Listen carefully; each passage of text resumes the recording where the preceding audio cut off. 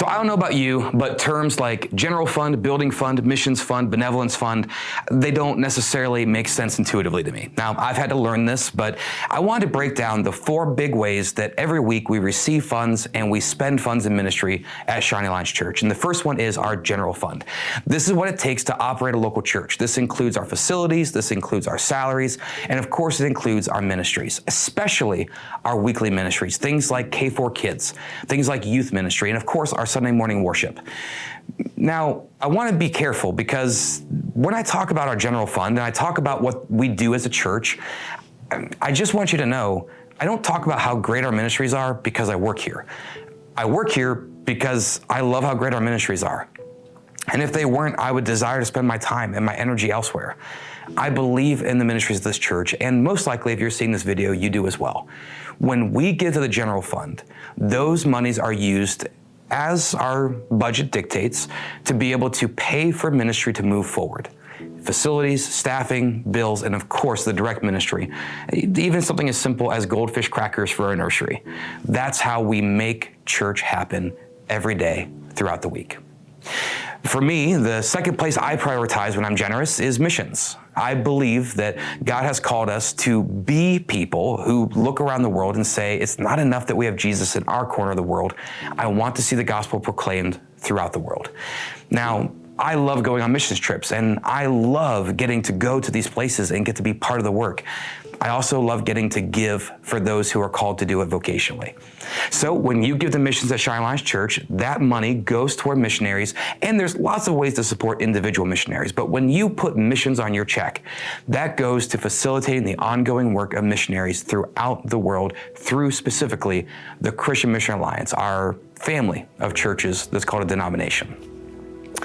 Another way to give that is actually really important in my heart too is our building fund. Now, I don't know if you know this, but our buildings have been built in, I think, 4 different stages, and they date back to the 60s, and it's really important. I don't know if you have a home built in the 60s. I do.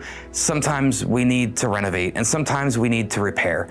In the past, the building fund has been used to purchase new buildings, and has been used to pay down debt. Right now, the building fund is being used to be able to restore our facilities, restore our spaces, and frankly, our equipment, our HVAC, and these other things back up to what I call Class A. In other words, a place where someone walks in, they say, this place has been intelligently and intentionally designed for me to feel welcome.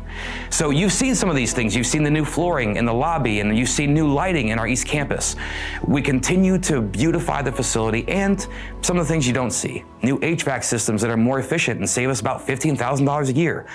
I know that doesn't make us excited very easily, but that's what the building fund is for. It's for taking care of those needs that just have to happen, but they're over and above what we want to spend ministry money on.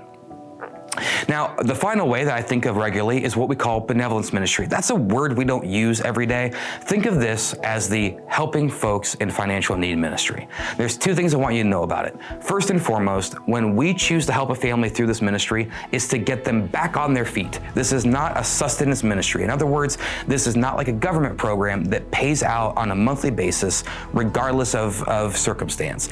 These are funds that are spent to get families back into financial independence.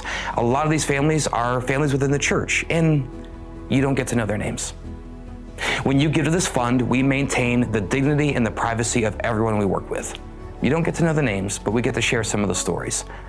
Now, there's also community organizations that community families were able to help. So when you give to a benevolent fund, you are saying, please use this money to help families establish themselves financially so that they're not coming back seeking aid, and instead they're able to dedicate their time and their energy toward other things, knowing that the bills will be covered.